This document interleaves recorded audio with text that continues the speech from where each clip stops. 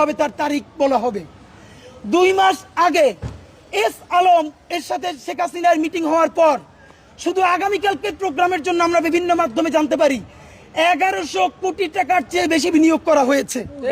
আপনারাও মিডিয়ায় দেখেছেন যে মিছিলে নামলেই 5000, ব্যানার ধরলে 8000, এটা আরো কম কইরে পড়ছে।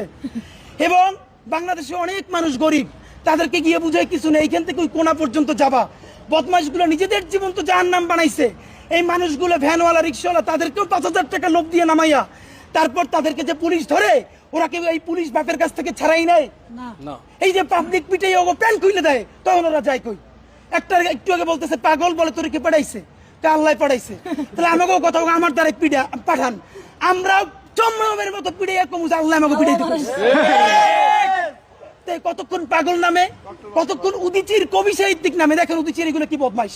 এখন আবার বলবে যে আমি, মানে অবস্থা তো ওইটাই। আমার অনেক ভাইয়েরা উমরা করাইতে চায় যে একটু উমরা করে যান, তা উমরা গেলেও তো ভালো লাগে, কিন্তু আমি চিন্তা করি এই গণহত্যাকারীদের বিচার হওয়ার আগ পর্যন্ত আমরা করে লাইভ আসা লাগবে কি? একটু পরে তো হিসাবের গাল দেওয়া লাগবে।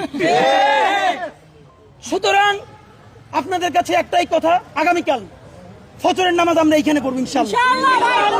আমাকে নিয়ে ইতিমধ্যে আওয়ামী লীগের বিভিন্ন পেজে বলা হয়েছে যে আমি, আমার স্ত্রী, সন্তান, আমার পরিবার এবং সবকিছু তাদের খবরে আছে। বিভিন্ন গুরুত্বপূর্ণ জায়গা থেকে আমাকে বলা হচ্ছে আমি যেন সাবধানে থাকি এই 2টা দিন।